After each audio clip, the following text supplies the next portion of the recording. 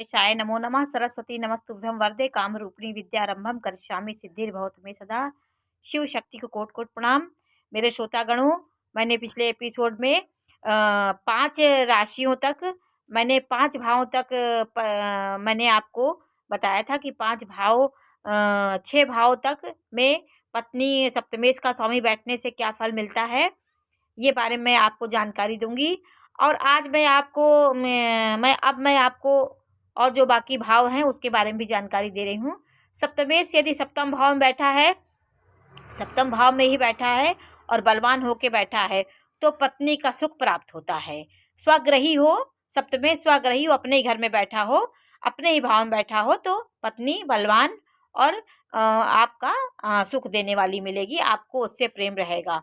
और सप्तम का स्वामी यदि अष्टम भाव में है तो ये थोड़ा सा ये अविवाहित होने का योग भी प्रदर्शित करता है। यदि हो भी गया तो पत्नी को वो अपना उसके गुप्त धन को, उसके धन को खत्म करेगा, उसको परेशान करेगा। तो ये अष्टम भाव में भी सप्तमेश का स्वामी अच्छा नहीं होता है। और नवम भाव में यदि सप्तम भाव का स्वामी है तो पत्नी धार्मिक होगी, तीर्थ यात्रा करने वाली होगी और तीर्थ यात्रा करने में उसे आपको भी धर्म से जोड़ेगी और धार्मिक माहौल घर में लाएगी। तो ये सब नवम भाव से होगा। दशम भाव में यदि आप सप्तमेश का स्वामी है तो बहू जो होती है वो पत्नी अपने सास के बस में रहने वाली, और यदि पापी ग्रह है तो बहू सास में पट नहीं पाएगी। अगर क्रूर ग्रह देख रहे हैं तो पट नहीं पाएगी।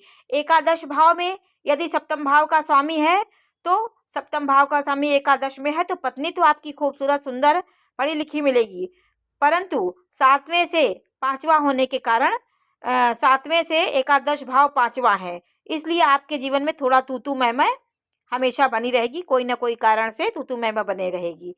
और 12वें भाव में यदि सप्तम का स्वामी है तो आपकी पत्नी बाहरी लोगों से प्रेम करने वाली, अपने घर कुटुंब के लोगों से मिलके नहीं चलेगी और कर्कशा होगी, और उसका हर समय दिमाग बाहर की ओर रहेगा, कुटुंब को वो प्यार नहीं करेगी और दूसरों के पे दिखावा करने वाली होगी, तो उसका दिमाग बहका बहका होगा। सप्तम भाव का स्वामी 12वें भाव में भी अच्छा नहीं होता है। 6वें भाव में, 12वें भाव में और अष्टम भाव में सप्तमेश अच्छा नहीं होता है। तो आज मैं आपको 12 भावों के बारे में जानकारी दी। नमस्कार।